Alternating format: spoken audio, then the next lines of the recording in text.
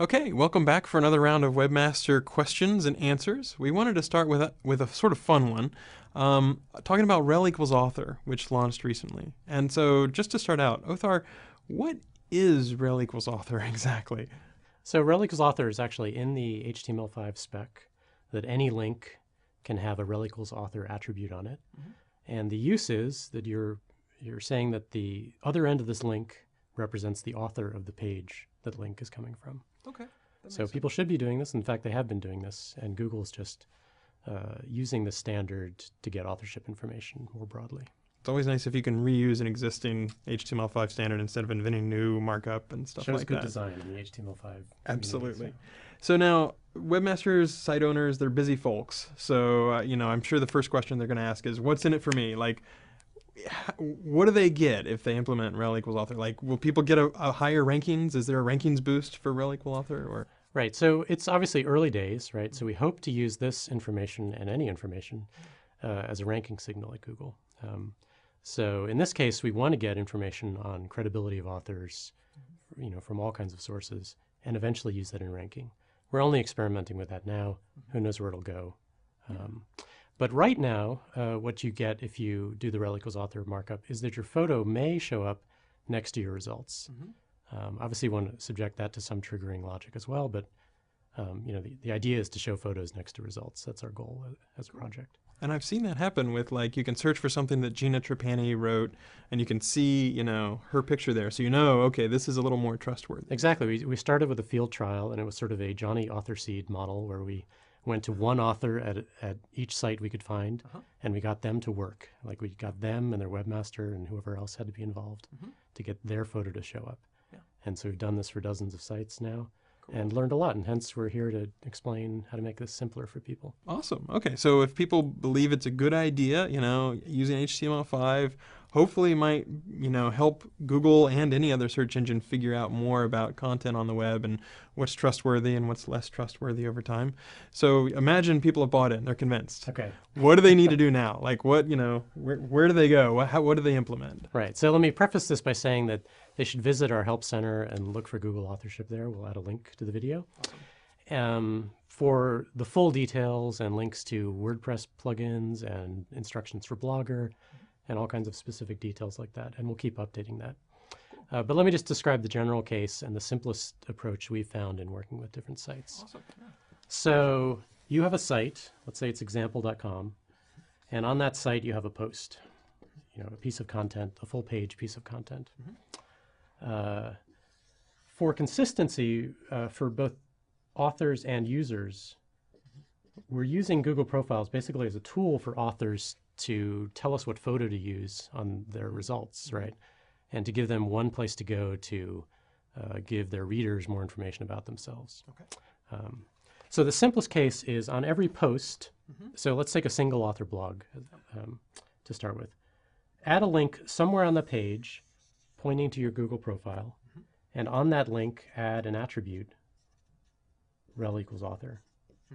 Right, so this is an A tag with an href pointing to the Google profile, and just add rel equals author on that link.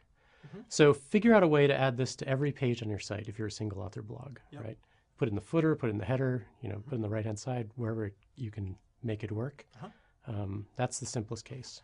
You can wrap this around an image. We have a nice little image to use to represent the Google profile, or put your own photo or whatever you want there. And so on my blog, I had just my name. So I turned that into a hyperlink, and then I added rel equals author on that hyperlink. So that was a pretty easy way to do it. Okay.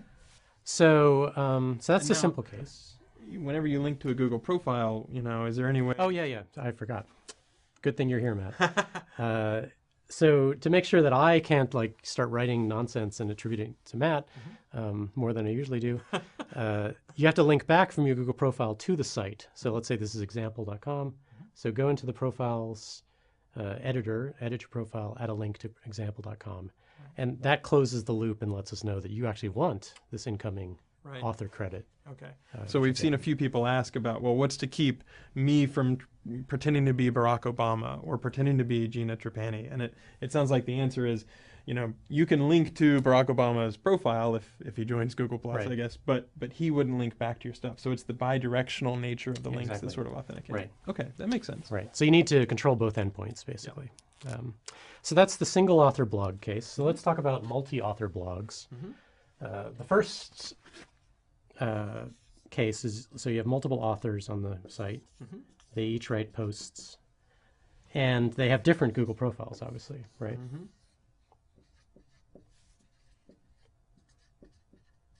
That makes sense. You can tell that I sit at a keyboard by my handwriting. So Engineering and handwriting, yeah, absolutely. So from each post, if you can figure out a way on in your CMS to point from that post to that author's Google profile with the same rel equals author attribute. So that could be as simple as just at the bottom of each post have the author actually insert a link themselves, right, with this attribute on it. That's the next simplest case. Another thing that a lot of sites have, let me clean up the diagram a little, is on their site they have author bios, right? So you have a bio for author 1, you have a bio for author 2, and this post already has a link to that bio. Right. And the only problem is that link doesn't have rel equals author on it yet. Okay. So step 1, add rel equals author on that. If only changing your site was as easy as drawing on a whiteboard. Yeah. Getting all the CMS, people to make the change can sometimes be tricky, but Yes. in fact, we're trying to work with software manufacturers and makers so that individual people maybe don't have to do all the work unless they really want to. You just have to use a theme, from the blogging software you're using, and it'll all happen for. And there's plugins for WordPress and similar stuff.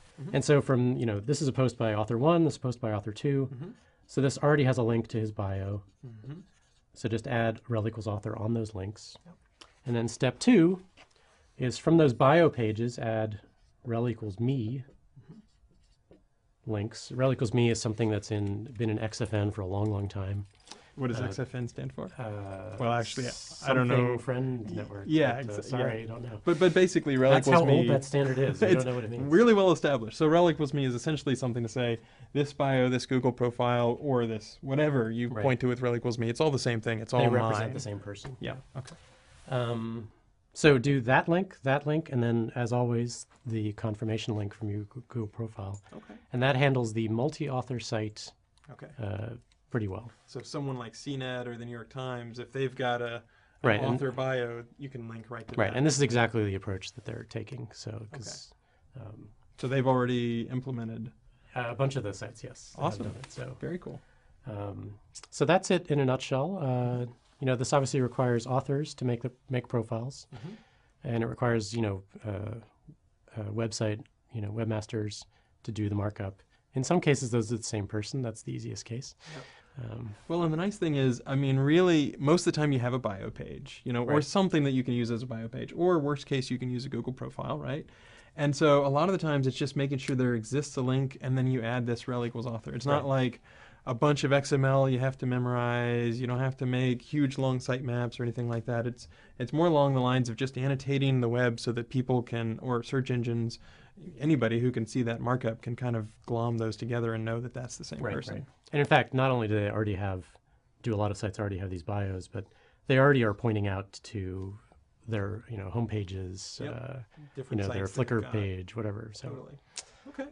So a few people have asked me how hard is it to do, and we wanted to just do a quick video and talk about what's involved, what's the process, and it turns out it's not that hard. So if you're really interested, you can implement it now. We'll also have links in the metadata of this video, so you can do a little bit more reading, read the Help Center documentation. And Othar, thanks very much. Any last stuff you wanted to mention, or? No, send us feedback. We're happy to hear about how to make the system better, right? Absolutely.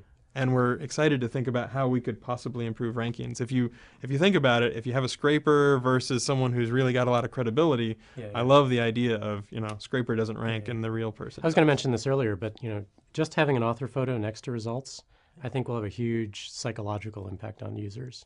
That even if they don't click on it, they know that that's an article where they can find the author and interact with them, ask a question, find out more about them. So it's a little more trusted. It's going to make the web much more human. Awesome. Okay, thanks very much.